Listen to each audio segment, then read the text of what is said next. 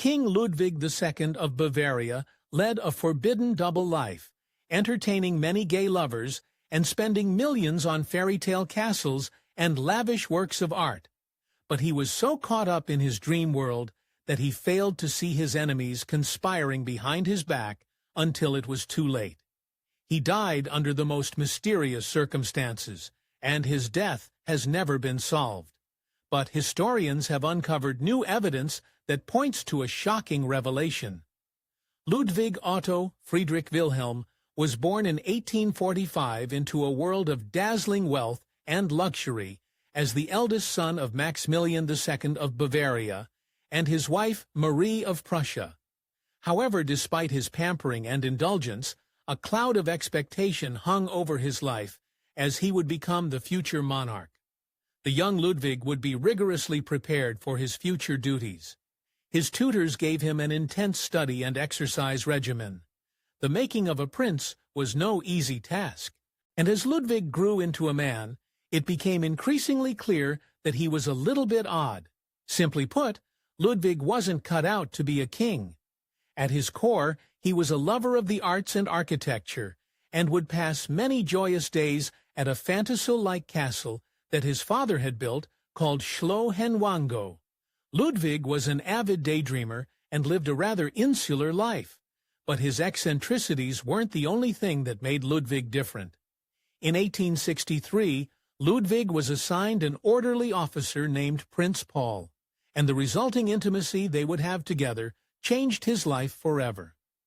That autumn, the two adolescents spent 3 unforgettable weeks in each other's company, spending time writing together, reciting poetry, and bonding over their mutual love of Richard Wagner. It was the beginning of Ludwig's most impassioned relationship. However, only a year after meeting Paul, Ludwig's father, the king, passed away. All of a sudden, Ludwig was thrust into his new role when he ascended to the throne. Sadly, as he was still quite young, he was very much not ready. Not long after becoming king, one of his first actions from his position of power was summoning the composer that he was completely infatuated with, Wagner. He also flexed his newfound power by building a new court theater. It was an exciting and daunting new chapter for Ludwig. But throughout Munich, sordid rumors began to circulate. Some suspected that Ludwig's obsession with Wagner went beyond his adoration for the composer's work, and that he even harbored deep romantic feelings for him. This attraction was likely never acted upon, as Wagner himself had his own affair with a woman named Cosima. This, however, did not stop Ludwig from writing many letters to Wagner that were not subtle in their romantic overtones. Oddly enough, although Wagner himself was straight, his responses were surprising. Instead of rebuking the king's advances, he encouraged it. With a royal purse in his back pocket, Wagner knew exactly what he was doing and led Ludwig on. But this behavior could not continue forever. In 1865, due to the composer's scandalous behavior, Ludwig had no choice but to send Richard Wagner away.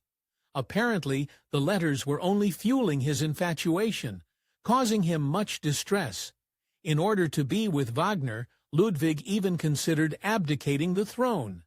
Luckily, the composer was able to talk him out of it. After all, his art did rely on the king's generosity and patronage. As is evident, Ludwig was gay. When he became king, his closest comrade, Prince Paul, became his loyal aide de camp. However, Paul was more than just a good friend. During this chapter of his life, Ludwig kept a diary in which he expressed his true feelings for other men. Since childhood, his friendship with Paul had grown into a deep love, and their correspondence was full of mutual adoration. Throughout his life, Ludwig had a difficult time reconciling his romantic desires and his Catholic faith. Out of shame and necessity, the king suppressed his true feelings as best he could. As a king, he had a responsibility to eventually marry and produce an heir. Sadly, his longtime affair with his childhood friend came to an end in 1866 after Paul himself found a wife of his own. Although he was now a king, Ludwig was not the imposing force his father might have wished him to be. He despised large functions and tried to avoid social events at all costs. He was even quite shy and creative and preferred to spend his time alone. This behavior sparked tension among his government ministers, suspicious of their king avoiding his kingly duties. Although Ludwig's personality sparked tension among his peers, he did manage to win the hearts of his people. Ludwig had the face of a prince. He was young and handsome, with his pictures boasting a brooding gaze, an immaculate hairstyle, and a strong presence. Another reason for his popularity was his willingness to interact face-to-face with his citizens. The introverted king loved to travel and would spend time exploring parts of his own country. He'd even stop to have conversations with farmers and laborers, bestowing generous gifts upon many who displayed hospitality towards him. Even today, he is called the unerkini, meaning or cherished king. Because of these delightful interactions, he was exactly the royal the people wanted. His genuine kindness and lack of pretension endeared him to the common folk who saw him as a monarch who cared for their lives, unlike the distant elites in Munich. As his reign continued, the need to produce an heir became more apparent day by day. Although he was secretly gay, he had no choice but to get married, and this particular hurdle became all the more pressing in 1867. He eventually became engaged to his cousin, the Duchess Sophie, in Bavaria. Just like Ludwig's prior lover, the one thing that he and Sophie had in common was their mutual love of Wagner. However, this would not be enough of a foundation to sustain a marriage. Ludwig clearly didn't have his heart invested and kept flip-flopping, postponing the wedding date over and over again. Finally, in October 1867, he called the marriage off entirely. He felt like the whole affair had been thrust upon him, and he explained to Sophie that he only viewed her, quote, like a sister. Yet, there was another reason why Ludwig called off the marriage. Just as he was on the verge of tying the knot, he met a man that he fell head over heels for.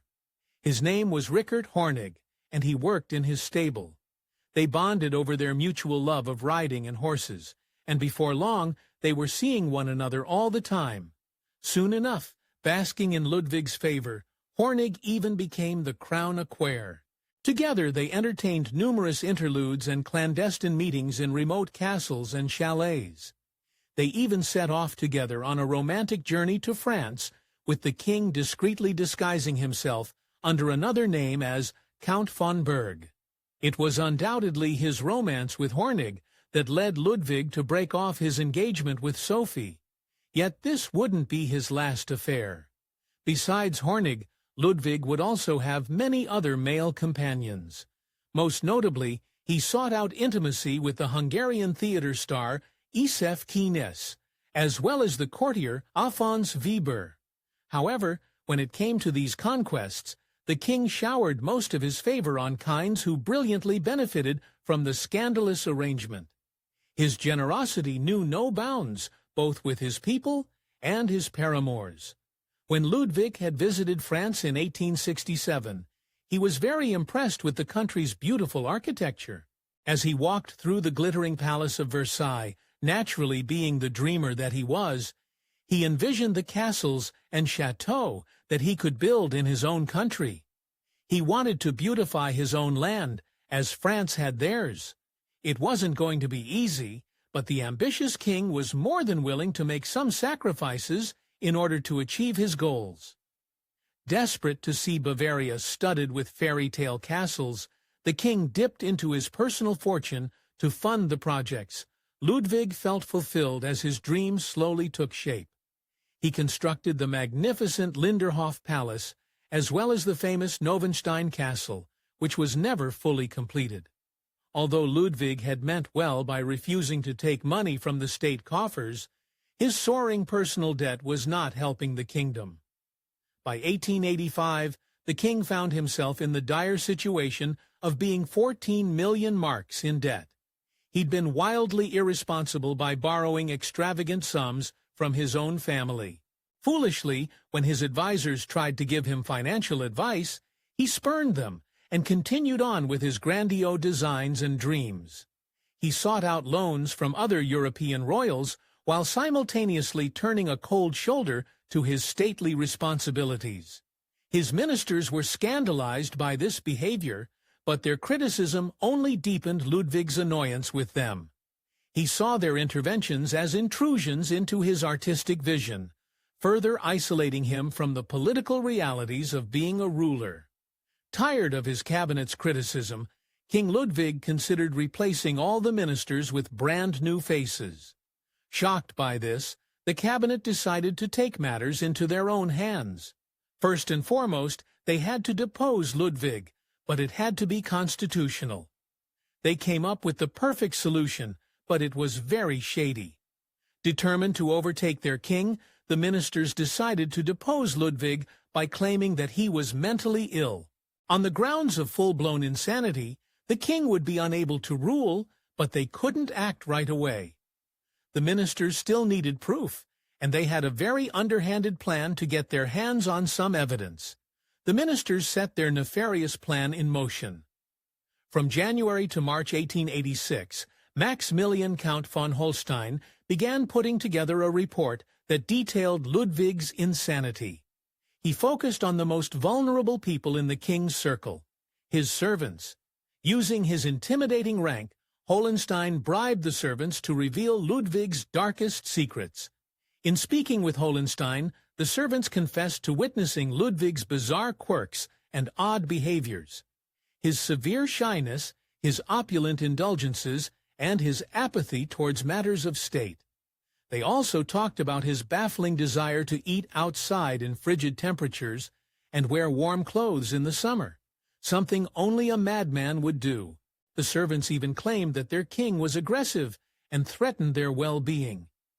Armed with a report filled with fragile accusations, the conspirators brought their case to Otto von Bismarck, Chancellor of the German Empire, who immediately sniffed out a rat. He doubted the report's accuracy and called it, quote, rakings from the king's waste paper basket and cupboards.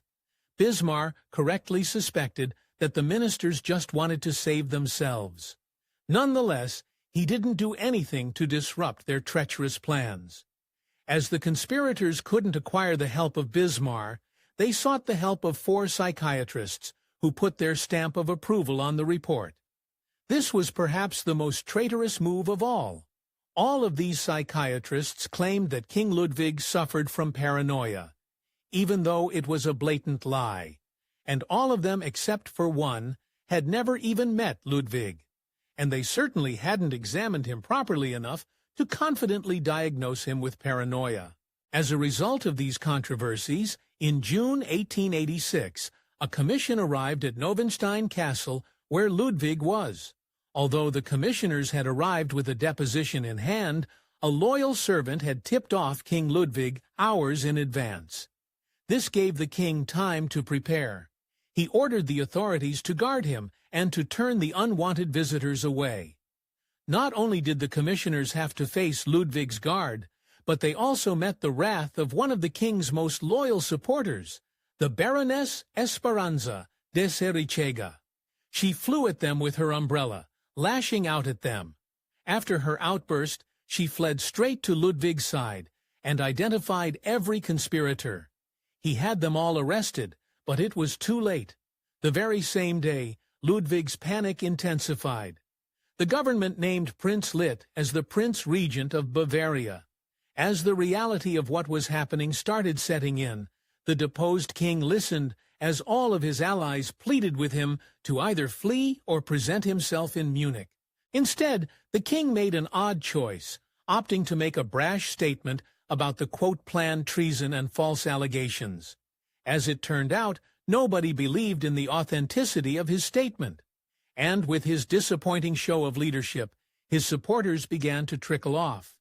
To make matters worse, the police that had been called in to protect him were replaced by 36 new officers who sealed off the entrances to the castle. Ludwig was now trapped. By the time he finally decided to flee, he'd waited too long. Soon enough, a second commission came for him, and this time they finally captured him. Distressed by this turn of events, King Ludwig asked one of his psychiatrists, Dr. Guden, how he could declare him insane when he had never seen or examined him before. Dr. Guden explained that he had no need to examine the king as the evidence against him was already, quote, overwhelming. King Ludwig would be transported to Berg Castle, and the very next day, he and Dr. Guden would go for a walk along the shore of Lake Starberg, and that was the last time they were ever seen alive. When they didn't return as planned, a search party spent hours searching the grounds in the pouring rain. Eventually, they found the bodies propped up in a ghastly manner in the shore's shallow water. It was a mystery right from the get-go. At first, all signs pointed to some sort of drowning, but the autopsy report found other conclusions. Firstly, there hadn't been any water in Ludwig's lungs. Secondly, Guden's body showed signs of severe blows and even looked as though he might have been strangled. Some started to speculate that Ludwig had tried to escape from Berg Castle that day, and that his enemies had sabotaged his plans. But what had really happened? Interestingly enough, the king's personal fisherman, Jakobidla, held the missing piece of the puzzle. Ludwig's fisherman, Lidl, confessed that he was made to swear an oath. He would never ever say certain things about what happened. However, after he died, he left some interesting notes that provided insight into the mystery. Lidl's notes illustrated King Ludwig's escape plan from Castleberg. The king had enlisted the help of the fisherman, who was to row him out to the lake, where a group of loyal supporters waited for him. The plan went wrong as soon as Ludwig made contact with Lidl. When he stepped into the boat, a shot rang out across the bank, killing him and making him fall across the bow. However, there was one problem with this series of events. Ludwig's autopsy did not report any wounds on his body. Another theory wonders whether he might have passed from natural causes caused by shock in the cold water. But the mystery didn't end there. Arguments for the idea that he was murdered returned many years later. Down the road, Countess Josephine von Verbnikowitz presented a familiar-looking gray Lorden coat to her guests during afternoon tea. She claimed that the coat belonged to King Ludwig himself. Turning it over in her hands, she pointed directly to 2 holes in the back of the coat. According to the Countess, it was all the evidence she needed that in her eyes, King Ludwig the Vairn had been murdered. To this day, much still remains a mystery, and Ludwig himself once said that he, quote, wished to remain an eternal enigma to himself and others. Many facts about his life and mental state cannot be fully confirmed and possibly never will be. However, according to one of his closest friends and cousins, Empress Elizabeth, she did not believe the allegations placed against him. She stated that the king was not mad. He was just an eccentric living in a world of dreams. Thanks for watching History Expose. If you love uncovering the best stories in history, hit like and subscribe to keep exploring with us. Don't forget to visit our main page, Factate, for more incredible facts about